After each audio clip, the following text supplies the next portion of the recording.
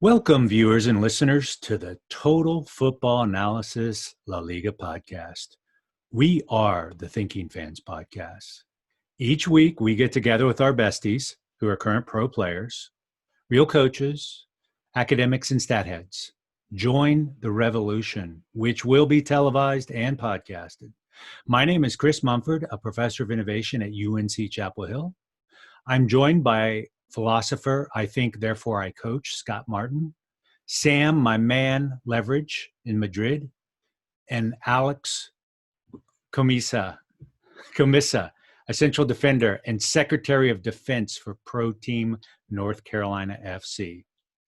This week, we're going to recap the Grand Derby and the regular, well, not so regular games in La Liga, and preview the relevant weekend matches. Oh, the joy. We have La Liga football back. Grand Derby kicked off last week. Would history repeat itself between the two Titan clubs in Sevilla? Sam, tell us your take on the Derby. Yeah, so the first game back for La Liga, a very big one, very passionate game, which is usually full of fans in the stand. Obviously not this time, but the game didn't disappoint at all. We were actually quite surprised, I think, to see so much energy, so much fitness from the two teams that were involved in it. It was a very intense game, a really kind of battle. There was nothing held back. There wasn't any kind of pre-season friendly feel to it, like we've seen in some of the Bundesliga games so far. And it was very much two teams that were really going at it, and it was a really interesting battle.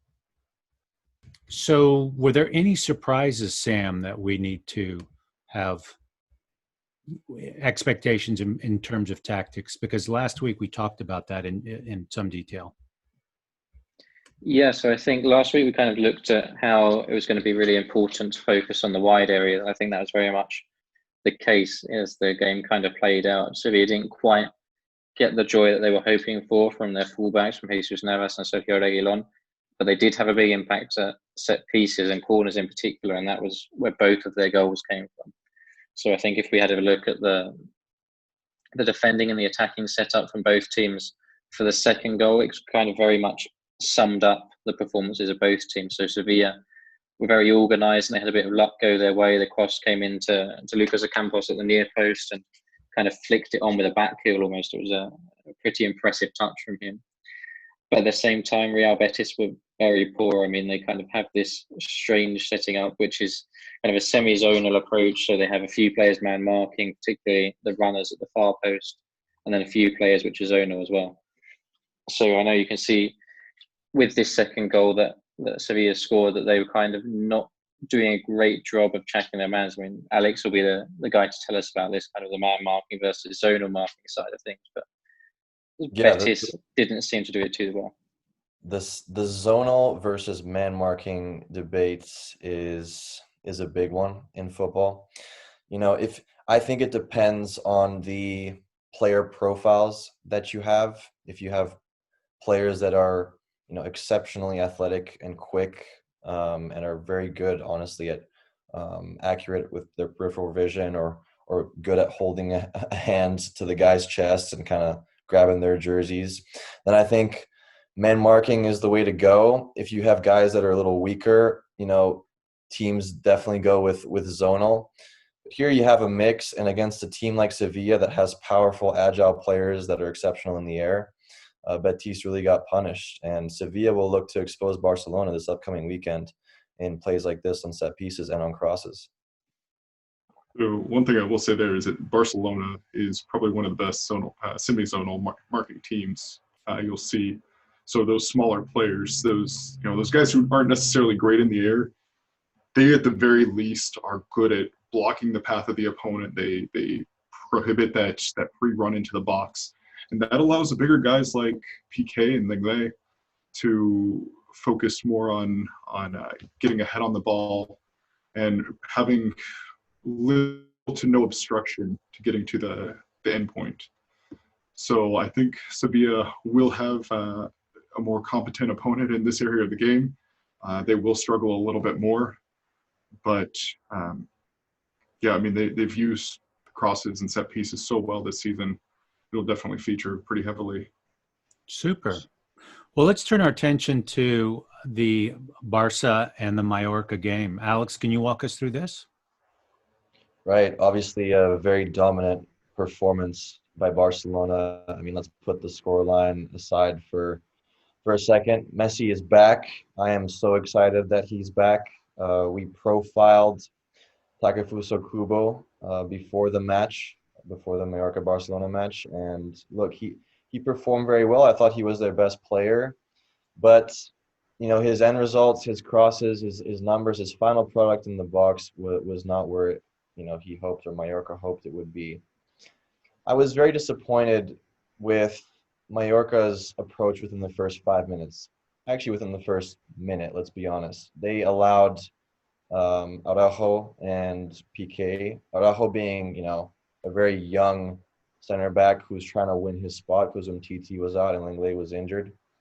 They allowed them all the time in the world on the ball. They sat back for pretty much the entire first half. Maybe the last 10 minutes of the first half were a little better, which allowed Barca to get into their rhythm. I don't think that's the right way to approach a Barcelona team that has a young center back like that and is coming off 2-3 months of quarantine. I think the right approach would have been to get in their face a little bit. But look, it could have worked out for Mallorca had it not been for an exceptional play by cross and finish by Vidal. I don't think the defending was that bad on that particular play. I think Vidal was, like Scott was saying, the guy, the player for Mallorca, the defender, had an arm on him, but Vidal got his shoulder and strong head above him to get the goal.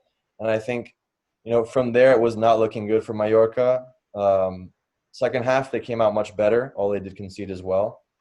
Brilliance of Messi was on display again. But to paint a picture here, they switched it up from more of a zonal lower block into a higher man marking type of system where if Piqué or Araujo had the ball, they would force them into very wide spots and take that run and approach.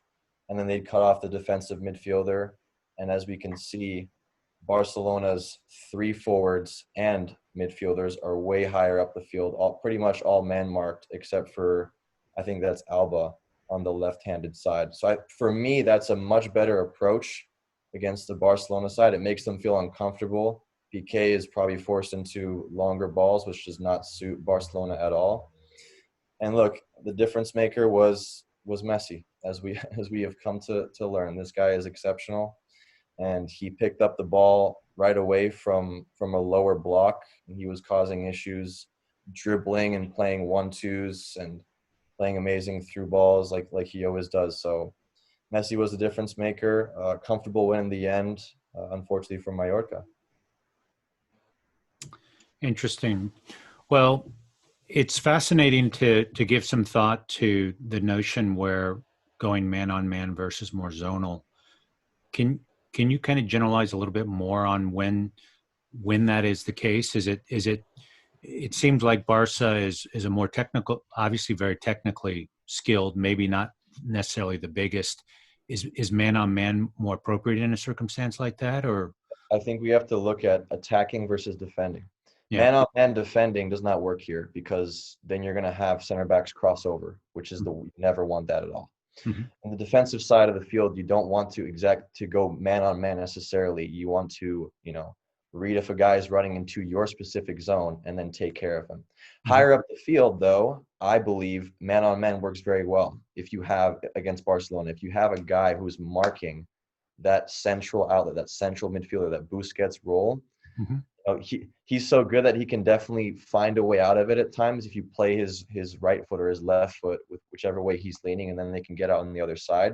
Mm-hmm. But I think I just like the aggressiveness of getting in their face a little. Giving too much respect to these guys does not work. They build confidence, and it just becomes this ball of momentum that keeps on going. And what I particularly liked, and Chris will appreciate this about Ter Stegen, right, is that Mallorca pressed them higher in the second half, and they forced Ter Stegen to play these, incredible driven balls straight from the goal kicks into their attacking mid or forward position, like on a dime. So, look, if if you're going to allow the goalkeeper to do that, like there's not much you can do. I think that the pressing was much better in the second half, and if the goalkeeper is going to pull that off, then cap off to him. But much better approach. Didn't work this time. Yeah, well, cap off to him, but it's also nice to have midfielders if you can drill it to them 6 inches above the ground, and they've got a beautiful first touch where they can protect the ball too. So it takes a village and a team to pull off those things. So it's pretty easy to watch. Is that I think they gave Ter Stegen too much attention. So if you are going to commit to man marking high up the pitch, you need to ensure that you are +1 at the back. So I don't like them man marking Messi or Suarez, Braithwaite. I don't think they have the talent for that. Very few teams in the world do. And even if we're talking Real Madrid, Barcelona, I don't really feel that comfortable with Ramos and Varane man marking. And they're one of the best center back combinations in the world. Mm-hmm. So I think when I have seen teams be successful against Barcelona, especially in a man marking system, Real Madrid did the same thing. They wanted either the center backs or Ter Stegen to deliver that longer pass. And the priority was getting that delivery from deeper in the Barcelona end. So I think with Mallorca's attention on Ter Stegen, they do take unnecessary risks. I think that does play a part in the 4 goals that they conceded. And, ultimately, I think you lose something when you sacrifice that player at the back to unnecessarily press higher up the pitch. You kind of want even a keeper like Ter Stegen to play that ball. I mean, I know he's one of the best keepers with his feet in the world, but I'd still rather have him with the ball at his feet and +1 at the back than allow Messi, Suarez, Braithwaite to receive 1v1. So I didn't like that from Mallorca. Yeah, with Ter Stegen as well, I think he's one of the few goalkeepers in the world who can play himself out of those kinds of situations. So he can quite easily play around the press and pick out a pass. And obviously with Barcelona, they're quite used to playing that kind of style. So the centre-back's dropping very deep to give him that option and giving him that route out there. So you have to do it really well against Barcelona to make it work. Yeah, I mean, think back to the El Clasico in March. Real Madrid worked at best when Benzema was arcing his run, taking away a center back to go press Ter Stegen. But still, it maintained +1 at the back. And yeah, I mean, the goal here is eliminate all the short and intermediate options, force them to play a hopeful ball. But it does help to have that numerical advantage at the back. No question. All right, well, let's move to the Athletic Bilbao match. Can you walk us through this, Sam? Yeah, sure. So another game which was quite hardly fought, and for me, the most interesting thing from this one was not so much kind of the result or the tactics of the two teams, but an experiment that we saw from Diego Simeone, which was to play Marcos Llorente, obviously formerly of Real Madrid, as kind of the second striker behind Diego Costa. So you can see him here right up alongside Diego Costa in the kind of a front two almost. And it was quite an interesting experiment from Simeone. He tried it against Liverpool in the Champions League right before the quarantine started, and that was obviously where Marcos Llorente kind of became the hero for Atletico fans. And it really suits his game. There are a few reports which said that Simeone wasn't convinced by him in holding midfield role, that he lost possession too easily. So in this kind of more advanced role, he can keep up the fitness, keep up his energy levels, and use it to press high and kind of defend higher up the pitch. And that really works for Atletico, because obviously with players like Alvaro Morata and Diego Costa who don't do too much pressing, he can kind of do the hard work for them. Well, good. So, Scott, do you have any other elements to add to this match? Yeah, so like Sam was saying, I do like that he does offer that pressing option higher up the pitch. But given that Atletico does spend so much time defending in their defensive third, that also allows Llorente to drop into the midfield, eliminate the use of the opposition 6, and make it a little bit more difficult for the opposition to pick out targets higher up the pitch. So he's definitely not your traditional striker, even a second striker at that. But the skill set that he does bring, I think it is a nice fit within this Atletico Madrid side, especially from that pressing perspective. Yeah, I think interesting as well. Sorry, go ahead, Sam.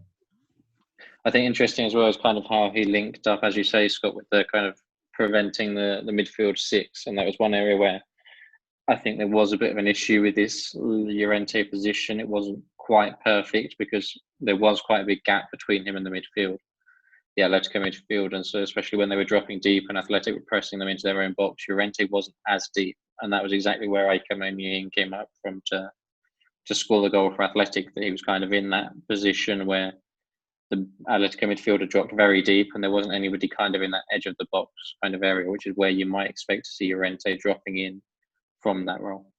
Alex, what do you share? This was a defense versus a defense. Yeah, I was just going to say that I'm so disappointed that my crystal ball of a 4-4 scoreline did not play out. Just terrible. Close. All right. Well, it was a draw. So thank you for that insightful defensive observation there. Hey, Scott. Let's go ahead and move on to the Real Madrid match. Tell us what happened there. What sort of surprises, if any, did you see? One thing that surprised me was how quickly they started the match. The first half was absolutely brilliant play. We did talk about how Eibar does like to commit high up the field. They do like to apply a high press, and Real Madrid picked it apart. We were talking off camera earlier.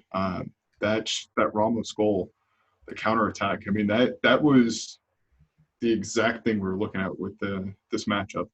Could they play to Hazard in the half space between the lines? Could they take advantage of a lot of space behind this Eibar defense? And in the first half, that was definitely the case. So second half, you could kind of tell the team was pretty comfortable with the 3-goal cushion. They dropped off. Word is that Zidane was not happy with the second half performance and lit into the team. Can't blame him. It was nearly unwatchable. But this is kind of classic Real Madrid. They did enough to secure the results. And then at that point, there was that little bit of a drop off and preserving the legs. But yeah, for me, it was the highlight was really just seeing Hazard back on the field and watching his chemistry with Karim Benzema. They work so well together. So, Alex, talk to us as a center back. When do you see a green light special where you just all chips on the table? Tell us the thinking through that.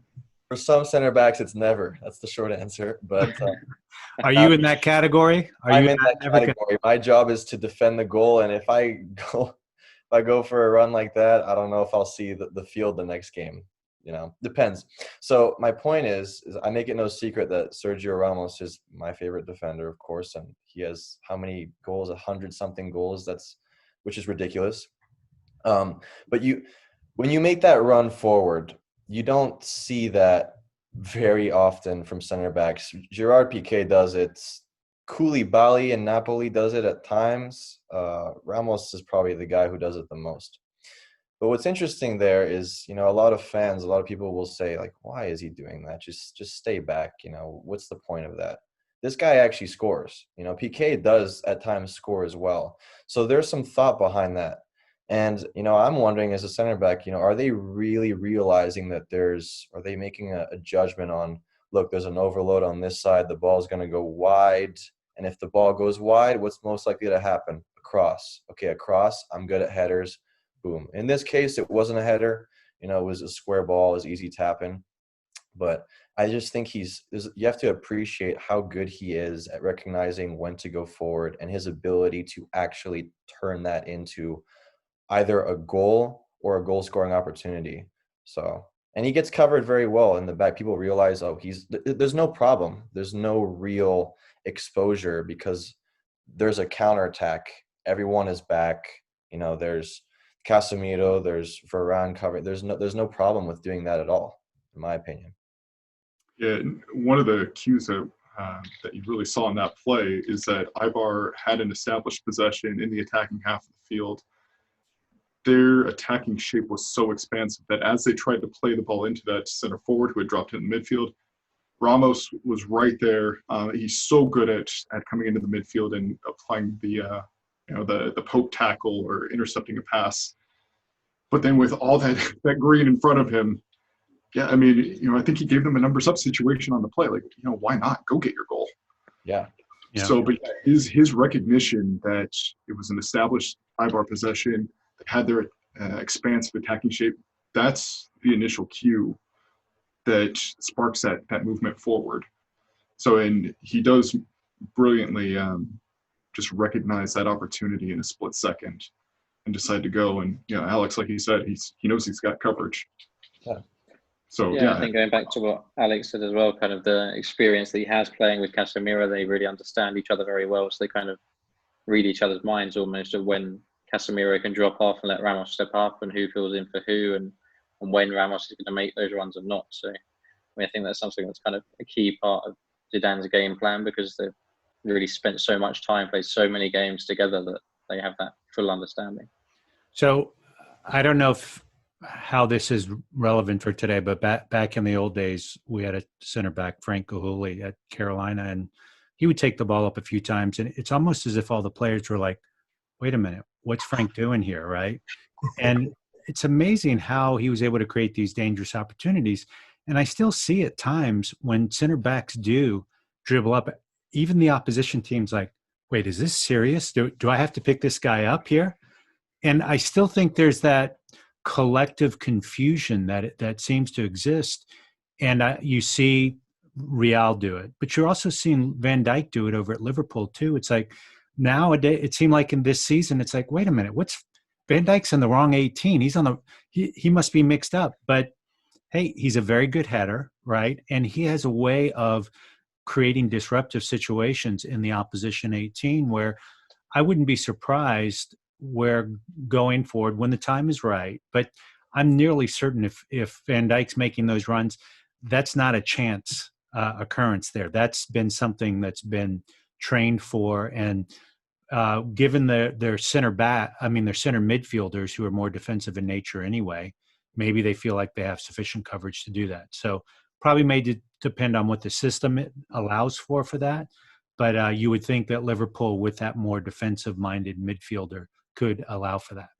So, yeah, and I think as well it's something that the higher quality teams, to put it that way, can do a lot easier, because when you have players like Casemiro or like Fabinho at Liverpool that can drop in and cover, it's a lot easier to do that than if you look at a team like Eibar. They don't have that same quality in midfield that has that same flexibility. So. And I'm going to still give a big shout out to Eibar. Given what they can do with those resources and that pool is just like, wow. So hats off. I'll always respect. I'll always send respect their way. But let's move before we move on, Chris. On that point, Sheffield United, who have one of the lowest salaries in the EPL, they've got the overlapping center back system, which, I mean, Pep Guardiola has mentioned that he learns from them. He studies that side. So, I mean, it is really fun to see the emergence of the center backs as legitimate attacking weapons. So it's fun. I love what you said there, Scott, because I think the whole Liverpool revolution, and there were teams before that, on pushing the outside defenders up as attacking players. It's like, all right, we've checked that off the box. Who else is left? We can't send the keeper up yet. But okay, let's go with the center back. So it's interesting. And then maybe you have some teams that have some counters to those. And it's going to be really fascinating to see how that evolution occurs. So getting back to recapping our final game that we previewed. Sam, can you walk us through this?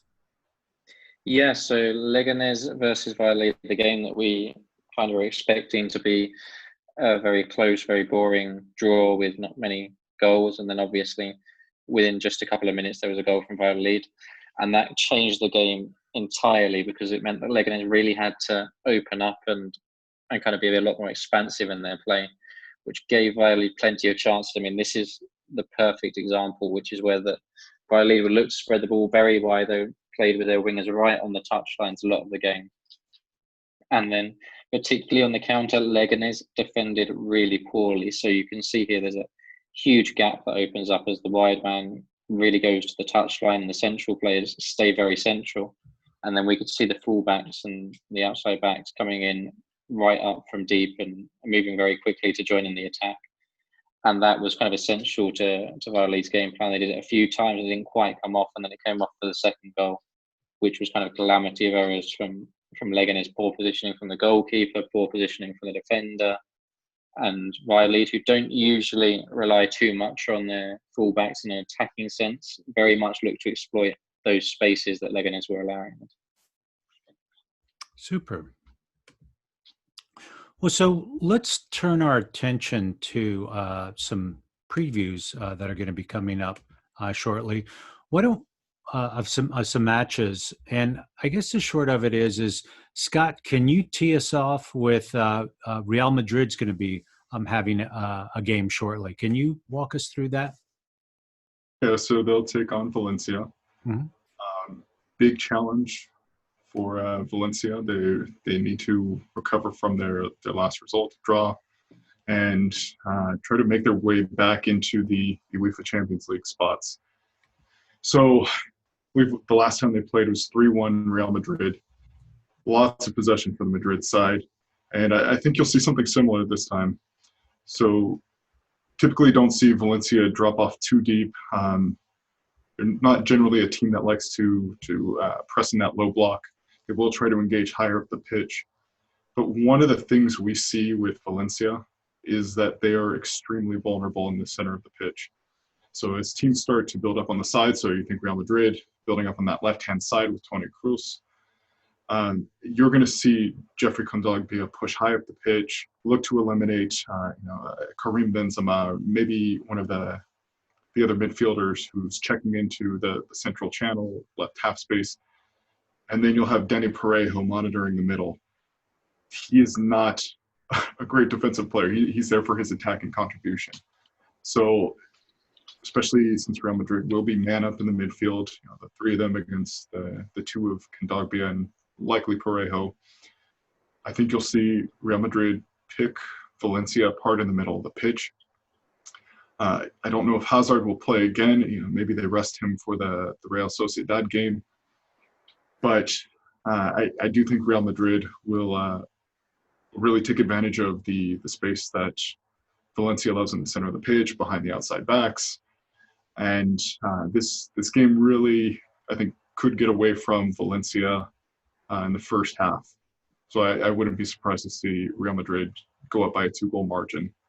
And fun fact, Valencia is the only team in the top half of the La Liga table that's negative in goal differential. I think in terms of expected goals, they're also in the negative as well. So there is a margin of luck that they're even in this position in the first place. So I don't necessarily see this being their Real Madrid's toughest test of the week. Valencia is too defensively fragile, too easily beaten, massive issues along the back line. So I do think you'll see Real Madrid really pick this team apart and record another comfortable win ahead of that big weekend matchup against Real Sociedad. So Sam, let me ask you this question here. That negative goal differential, that's hard to see and understand mid-table, right? I mean, they've got 10 ties, and Real Atletico Madrid's got 13. Is that a little bit of luck at the right time for that, given their anemic scoring? Yeah, I suppose you could say luck. I think with Valencia, they're a team that tends to grind out wins when they get them. So not too many goals, just narrow wins and picking up the points. But when they lose, they can lose quite spectacularly. Mm-hmm. So going back to what Scott said, I mean, looking at the central players and particularly in defence, you got Diakabi there, who in the last game before the lockdown against Atalanta, he conceded 2 penalties in one game.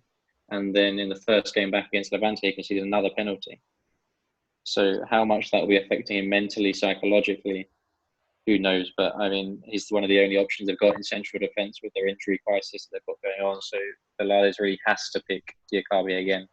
And as a central defender, I mean, Alex, I don't know if you can see too many penalties when you're playing, but if it was me, I'd be very nervous, a bit stressed out if I've just come off the back of 2 games conceding 3 penalties. I'm not sure I'd be too confident facing Benzema and Hazard and the best in the game. Definitely not. Well, good. Well, so let's shift to the next game, the Osasuna versus Atletico Madrid game. Sam, can you walk us through the high points there and any potential for surprises?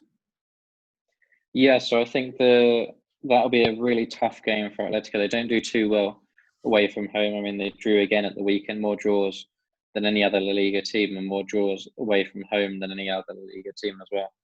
So I think this will be a real challenge for them against Osasuna, who are very strong at home. I mean, it was only earlier this season that they lost for the first time in 18 months or something like that at El Sadar. And they've really they're picking up steam again now, I think, after the quarantine. When Chimi Avila's back in attack, I don't think we'll expect him to play in this one yet. I don't think he's fit enough yet. But the real key player in this one for me is going to be Pervis Estupiñán, so the left back that they have, who's going to be really key up against whether it's Kieran Trippier or Santi Arias, who plays at right back. I think it'll probably be Trippier who plays there for Atletico.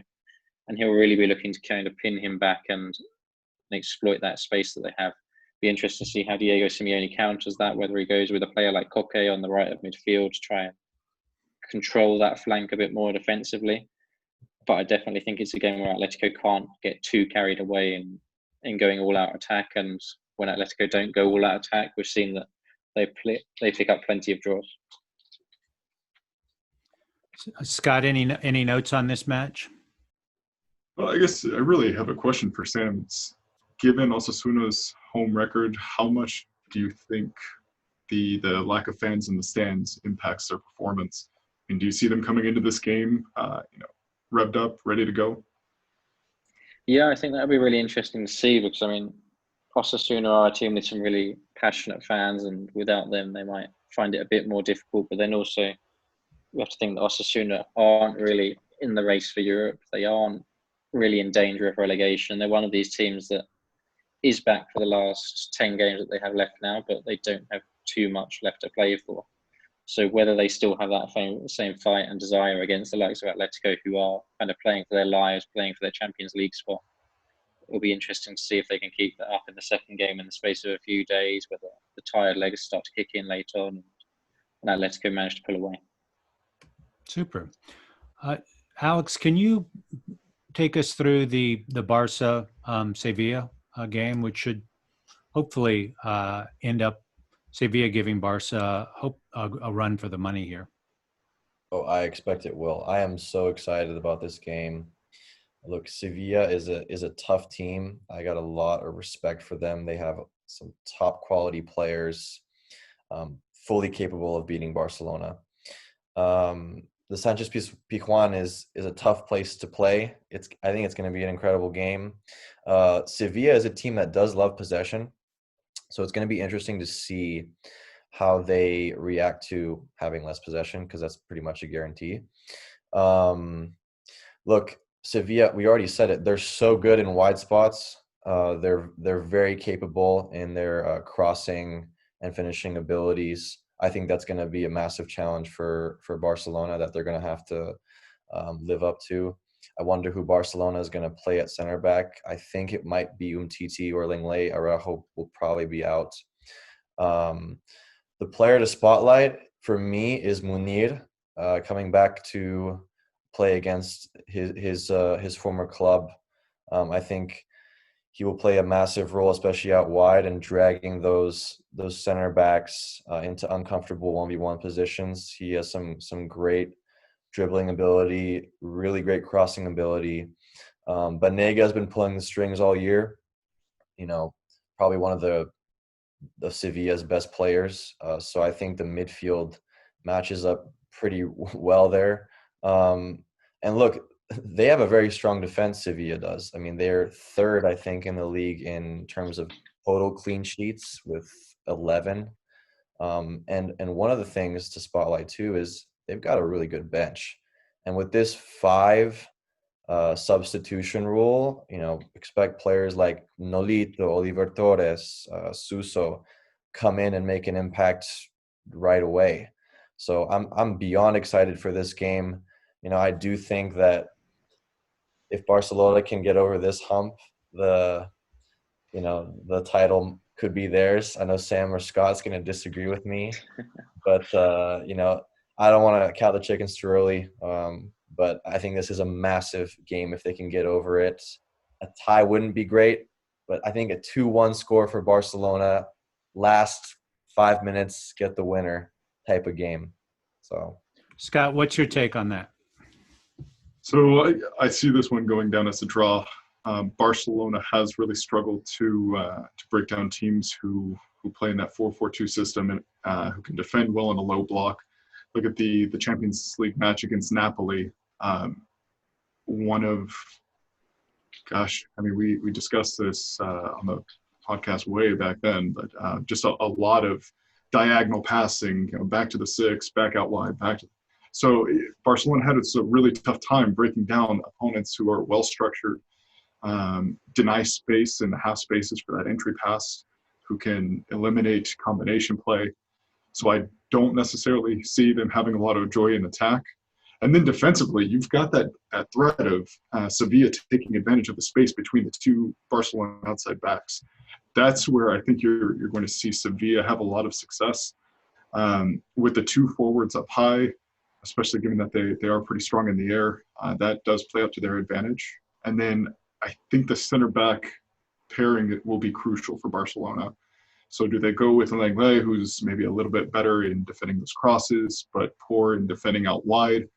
Or do you go with Umtiti, who has a little bit more of an ability to defend out in the wide areas? So I think I would personally go with Umtiti just as a more preventative, try and deny penetration into the box.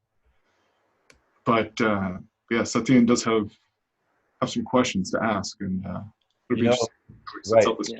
Umtiti has despite him being the shortest center back, he has the best aerial duel success percentage, which is just a fun fact I want to throw out there. So I think that's spot on. I think Umtiti should be the guy.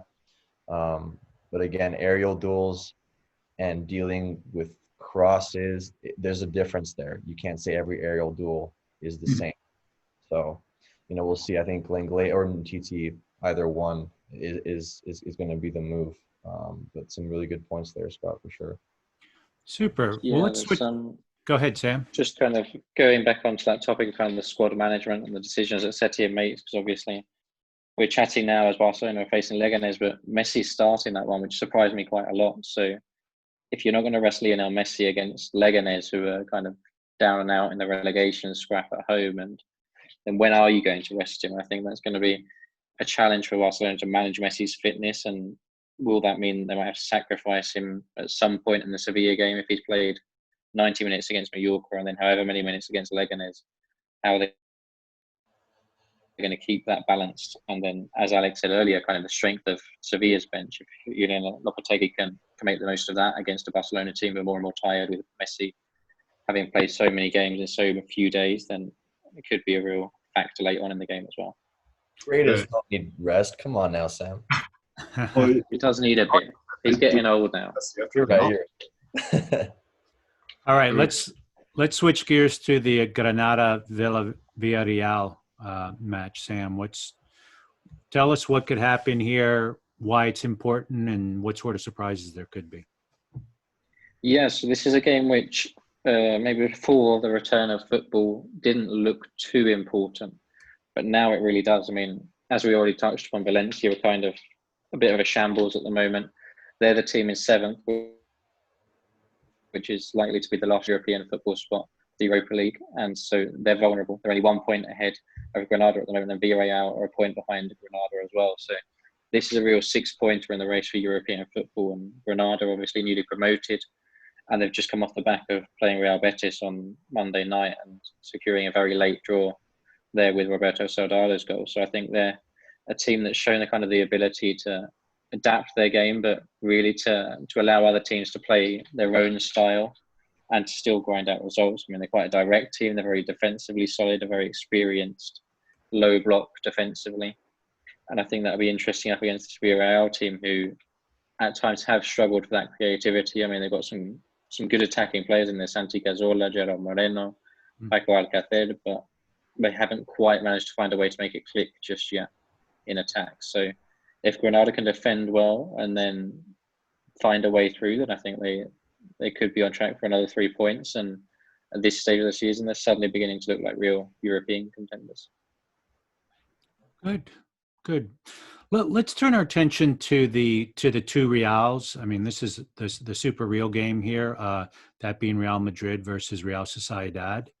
It's got some huge implications for the title race as well as champions. Scott, can you walk us through that? Yeah, so like I said earlier, this is the big match of the week for Real Madrid. So when the two sides met in La Liga play earlier in the season, Real Madrid came out with a fairly comfortable victory. But in the rematch in the Copa del Rey, we saw that Real Sociedad emergence, that 4-3 victory, with Alexander Isaac just punishing the Real Madrid back line, really at times putting on a one-man show. So this will be the game of the week for me. Barca-Sevilla is a big one, but I'm really looking forward to this battle of Madrid and Sociedad.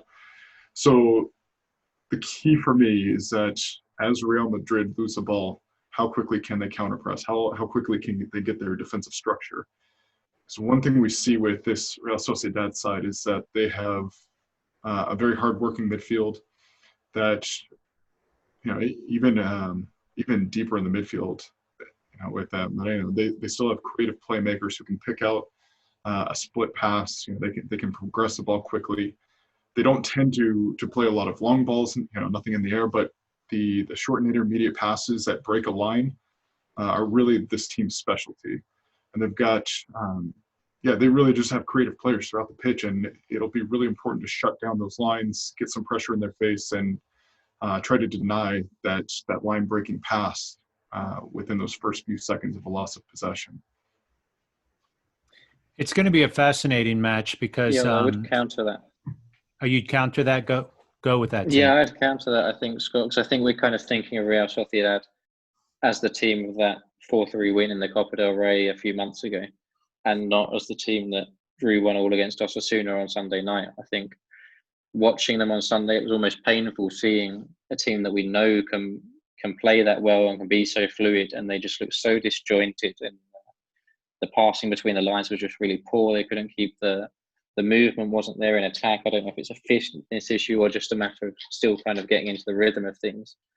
But I think if they do play like that and Real Madrid are on their game, then it'll be a lot easier for them to manage that, and they won't have such a demand on kind of getting back into shape and defending well. See, I mean, I do wonder how much of that is down to it's the first game back after a 3-month layoff. He's going into the break. This was probably the best team in Spain, at least in terms of their current form. That break really hurt Real Sociedad. So I think with their run of form, they jumped from 6th to 4th, and they were really looking like a team that could pose a threat to even 3rd place in the league. So maybe with another game under their belts ahead of the weekend, they work out some of the issues. But man, I'm not giving Martin Odegaard any time, especially against his parent club. He wants to put on a show and let Zidane know that he deserves a spot on that Real Madrid roster next year. Well, I'll tell you, the folks that are going to be real interested in this match is Getafe, because they're sitting at 47 points as well. They're going to play Real Madrid in the next 10 days, and they're going to play Real Sociedad. So going to have huge implications at the Champions League spot. And, oh, by the way, Atletico Madrid is 1 point below both of those teams. So it's going to be an interesting round robin and a bit of a murderer's row for Real Madrid to get through and in terms of the title race. So We'll see. Where I think a lot of eyes are going to be watching that match.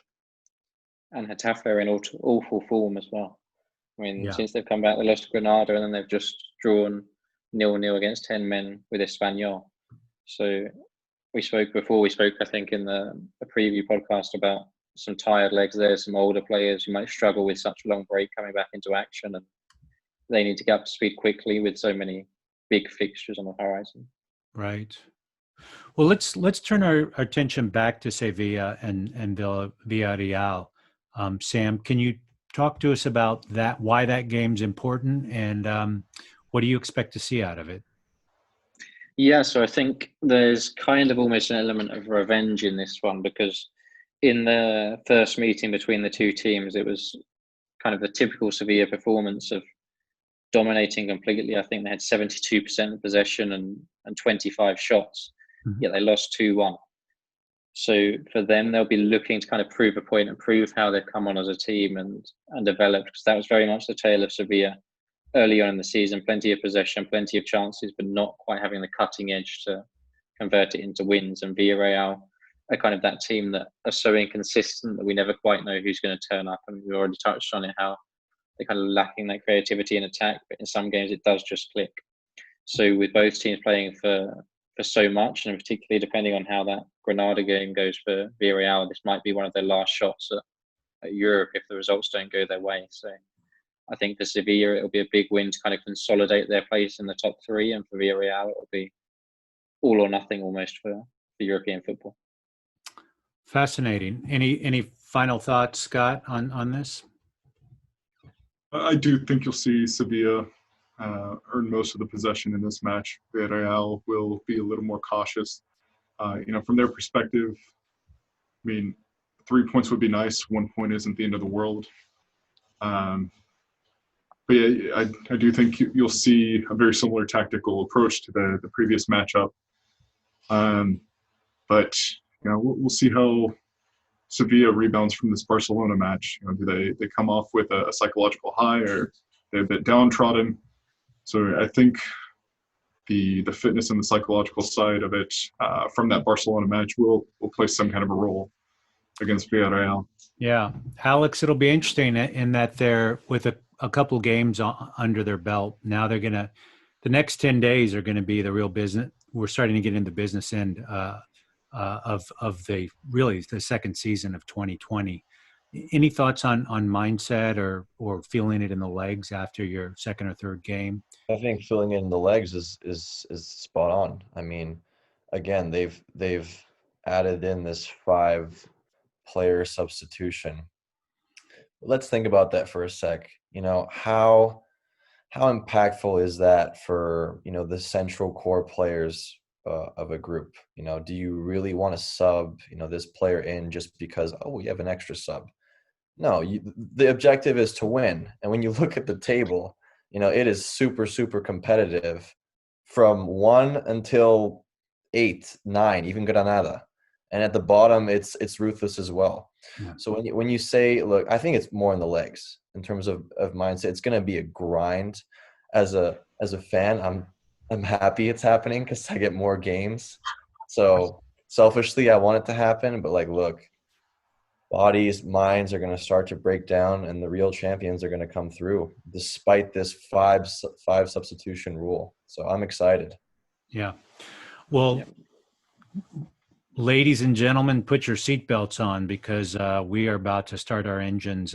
Really, the next 10 days or 14 days are going to really start to crystallize what the seedings are going to be. So we should probably wrap up here. We'd like to thank Total Football Analysis, the world's largest open source soccer analyst community. Please visit www.totalfootballanalysis.com.